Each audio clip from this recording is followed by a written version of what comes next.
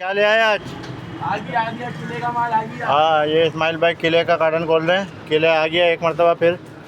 अगर कोई भाई कार्टन लेगा तो 16,200 रुपये का कार्टन मिल जाएगा उसको। 16,200 रुपये का कार्टन मिल जाएगा। और अगर कोई सिंगल पीस लेगा तो 75 रुपये का पैकेट, एक पीस 75 रुपये का। ये होती है होलसेल।